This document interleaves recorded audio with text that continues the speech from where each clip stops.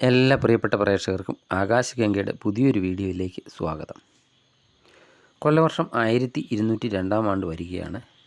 ഈ വർഷത്തേക്ക് നമ്മൾ കടക്കുമ്പോൾ നിങ്ങളുടെ ജീവിതത്തിൽ വരാനിരിക്കുന്ന വലിയ മാറ്റങ്ങളുടെയും ഭാഗ്യനിർഭാഗ്യങ്ങളെയും കുറിച്ച് കൃത്യമായി മനസ്സിലാക്കേണ്ടതുണ്ട്.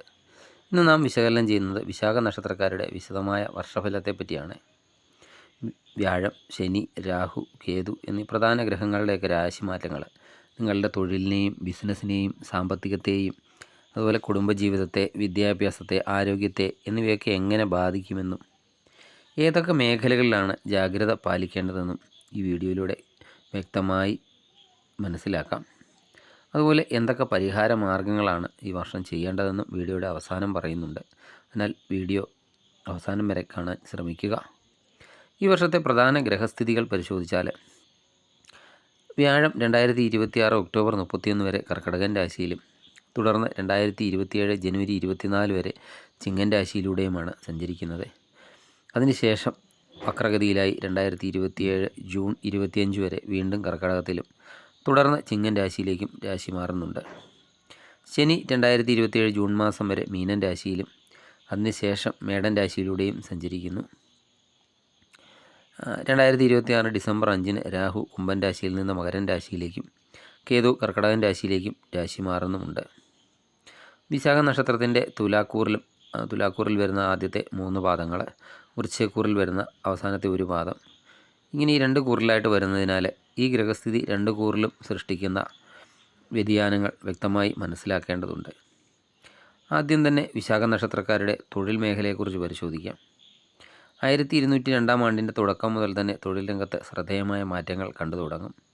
തുലാക്കൂറിൽപ്പെട്ട വിശാഖ നക്ഷത്രക്കാർക്ക് 2026 ഒക്ടോബർ വരെ വ്യാഴം 10ാം ഭാവത്തിൽ ഉച്ചസ്ഥനായി നിൽക്കുന്നതിനാൽ കർമ്മരംഗത്ത് ഉത്തരവാദിത്തങ്ങളൊക്കെ വർദ്ധിക്കുന്നതാണ്.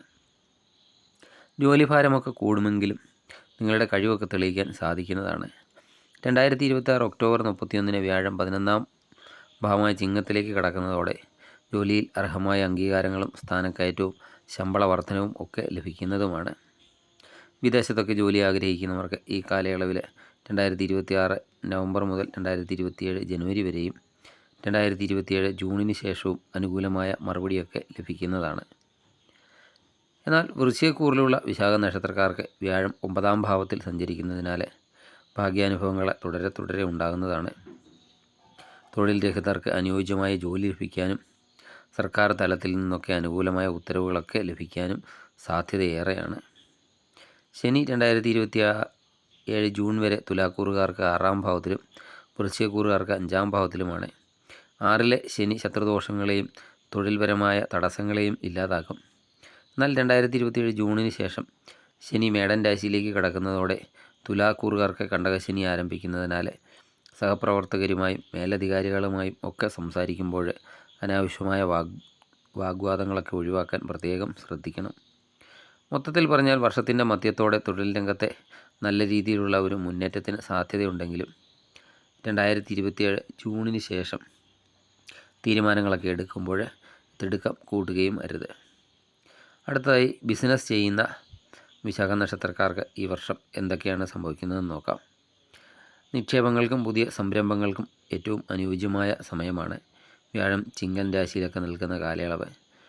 പാർട്ട്ണർഷിപ്പ് ബിസിനസ്സിലൊക്കെ ഏർപ്പെട്ടിരിക്കുന്നവർക്ക് മുൻകാലങ്ങളെയൊക്കെ അപേക്ഷിച്ച് മികച്ച ലാഭമൊക്കെ പ്രതീക്ഷിക്കാം. നിർമ്മാണ മേഖല, റിയൽ എസ്റ്റേറ്റ്, അതുപോലെ IT, കയറ്റുമതി ഇറക്കുമതി, ടെക്സ്റ്റൈൽസ് തുടങ്ങിയ മേഖലയിലൊക്കെ പ്രവർത്തിക്കുന്നവർക്ക് ഈ വർഷം സാമ്പത്തിക വളർച്ചയുടെ കാലമാണ്. 2026 ഡിസംബർ 5 രാഹു മകരൻ രാശിയിലേക്കും കേതു കർക്കിടകത്തിലേക്കുമൊക്കെ മാറുന്നത് ബിസിനസ്സുകാർക്ക് ചില പുതിയ ആശയങ്ങളും തന്ത്രങ്ങളും ഒക്കെ ആവിഷ്കരിക്കാൻ പ്രേരണ നൽകുന്നതാണ്. മകരത്തിലെ രാഹു 3ാം ഭാവത്തിൽ വരുന്ന വൃശ്ചികക്കൂറുകാർക്ക് ബിസിനസ് വ്യാപിപ്പിക്കാനും പുതിയ കരാറുകളിലൊക്കെ ഒപ്പുവയ്ക്കാനും ധൈര്യമൊക്കെ നൽകുന്നതുമാണ്. അതേസമയം 2027 ജൂണിന് ശേഷം ശനി രാശി മാറുമ്പോൾ വലിയ തുകകൾ കടമെടുത്തുള്ള പുതിയ നിക്ഷേപങ്ങൾ ഒഴിവാക്കുക. പുതിയ പാർട്ട്ണറെയൊക്കെ കൂട്ടുപിടിക്കുമ്പോൾ നിയമപരമായ രേഖകളൊക്കെ കൃത്യമായി പരിശോധിച്ച് മാത്രം മുന്നോട്ട് പോവുക. ചെറുകിട വ്യാപാരികൾക്ക് വലിയ തടസ്സങ്ങളൊന്നുമില്ലാതെ കച്ചവടം മുന്നോട്ട് കൊണ്ടുപോകാൻ സാധിക്കുന്നതുമാണ്. ഇനി ഈ വർഷത്തെ സാമ്പത്തിക സ്ഥിതി എങ്ങനെയുണ്ടെന്ന് നോക്കാം. ഈ വർഷത്തിൻ്റെ തുടക്കത്തിൽ ചിലവുകളൊക്കെ വർദ്ധിക്കുമെങ്കിലും സാമ്പത്തിക സ്രോതസ്സുകളൊന്നും തടസ്സപ്പെടില്ല. 2026 ഒക്ടോബർ 31 2027 ജനുവരി 24 ഇടയിലുള്ള സമയവും 2027 ജൂൺ 25 ശേഷമുള്ള സമയവും സാമ്പത്തികമായി വലിയ നേട്ടങ്ങളൊക്കെ സമ്മാനിക്കും. പണമൊക്കെ തിരികെ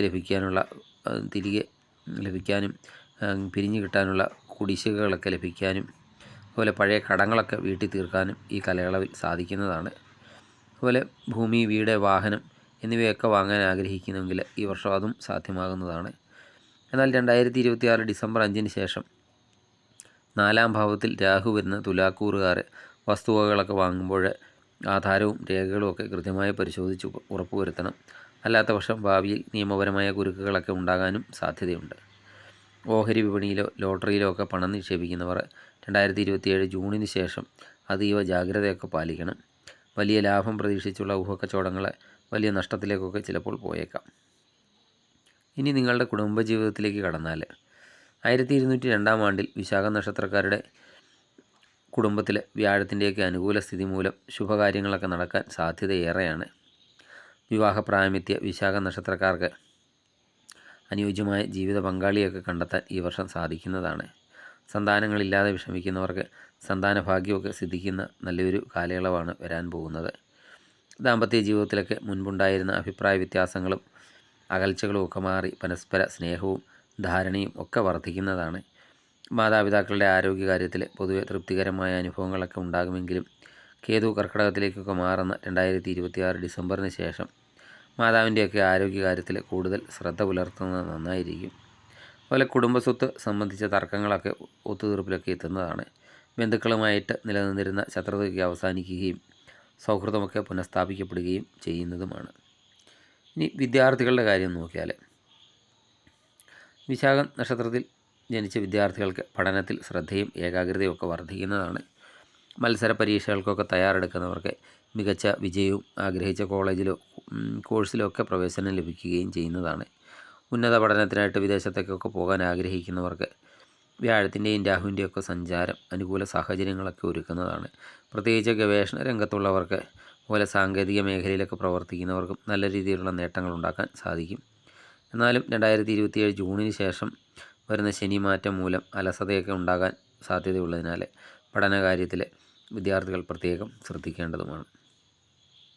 ഇനി ആരോഗ്യ കാര്യം നോക്കാം. വലിയ രീതിയിലുള്ള ആരോഗ്യ പ്രശ്നങ്ങൾക്കൊന്നും സാധ്യതയില്ല. എങ്കിലും ജോലിയിലെ സമ്മർദ്ദം അതൊക്കെ മൂലം ഉറക്കമില്ലായ്മ, ദഹന സംബന്ധമായ ബുദ്ധിമുട്ടുകൾ എന്നിവയൊക്കെ ഉണ്ടാകാൻ സാധ്യതയുണ്ട്. 2027 ജൂണിന് ശേഷം ശനിയൊക്കെ രാശി മാറുമ്പോൾ ഉദരസംബന്ധമായ രോഗങ്ങൾ, അതുപോലെ കാൽമുട്ട് വേദന എന്നിവയൊക്കെ ഉള്ളവർ ജാഗ്രത പാലിക്കണം. ഭക്ഷണ കാര്യത്തിലൊക്കെ വളരെയധികം കൃത്യത പാലിക്കുകയും വേണം. ഇനി ഈ ഗ്രഹങ്ങളുടെ ആനുകൂല്യമൊക്കെ വർദ്ധിപ്പിക്കുന്നതിന് വേണ്ടി വിശാഖ നക്ഷത്രക്കാർ എന്തൊക്കെ പരിഹാരമാണ് ചെയ്യേണ്ടതെന്ന് നോക്കാം. വിശാഖ നക്ഷത്രത്തിൻ്റെ അധിപൻ ഇന്ദ്രാഗ്നികളാണ്. സുബ്രഹ്മണ്യ പ്രീതി കൈവരിക്കുന്നത് ജീവിതത്തിലെ എല്ലാ തടസ്സങ്ങളും അകറ്റും. ചൊവ്വാഴ്ചകളിൽ സുബ്രഹ്മണ്യ സ്വാമിക്ക് പാലഭിഷേകം, പഞ്ചാമൃതം എന്നിവയൊക്കെ വഴിപാടായിട്ട് നടത്തുക. അതുപോലെ വ്യാഴത്തിൻ്റെ അനുഗ്രഹമൊക്കെ ലഭിക്കുന്നതിനായി വ്യാഴാഴ്ചകളിൽ വിഷ്ണു സഹസ്രനാമം ജപിക്കുക. മഹാവിഷ്ണു ക്ഷേത്രത്തിൽ തുളസിമാല സമർപ്പിക്കുന്നതും നല്ലതാണ്. അതുപോലെ 2027 ജൂണിന് ശേഷം ശനിദോഷമൊക്കെ കുറയ്ക്കുന്നതിനായിട്ട് ശനിയാഴ്ചകളിൽ ശാസ്താവിന് നീരാഞ്ജനം വഴിപാടൊക്കെ കഴിക്കുന്നതും അതുപോലെ ഹനുമാൻ ചാലിസ ജപിക്കുന്നതുമൊക്കെ ശനിയുടെ കാഠിന്യം കുറയ്ക്കും.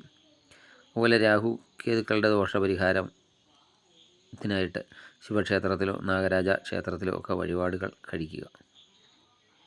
മൊത്തത്തിൽ വിലയിരുത്തുമ്പോൾ 1202 ആണ്ട് വിശാഖ നക്ഷത്രക്കാർക്ക് വളർച്ചയുടെയും ഉയർച്ചയുടെയും ഒക്കെ പുതിയ വാതിലുകളൊക്കെ തുറന്നു നൽകുന്ന ഒരു വർഷമാണ്. ചെറിയ ജാഗ്രതകളും കൃത്യമായ ഈശ്വരവചനവും ഒക്കെ വഴി നിങ്ങൾക്ക് ഈ വർഷത്തെ പൂർണ്ണമായും നല്ല രീതിയിൽ മുന്നോട്ട് കൊണ്ടുപോകാൻ സാധിക്കുന്നതാണ്. ഈ വിവരങ്ങൾ നിങ്ങൾക്ക് ഉപകാരപ്രദമായെങ്കിൽ വീഡിയോ ലൈക്ക് ചെയ്യുക. അതുപോലെ നിങ്ങളുടെ പ്രിയപ്പെട്ടവർക്കായി ഷെയർ ചെയ്യാനും മറക്കരുത്. അതുപോലെ സബ്സ്ക്രൈബ് ചെയ്യാതെ വീഡിയോ കാണുന്നവരാണെങ്കിൽ ദയവായി സബ്സ്ക്രൈബ് ചെയ്ത് കാണുക. മറ്റൊരു വീഡിയോയുമായി വീണ്ടും കാണാം. നന്ദി, നമസ്കാരം.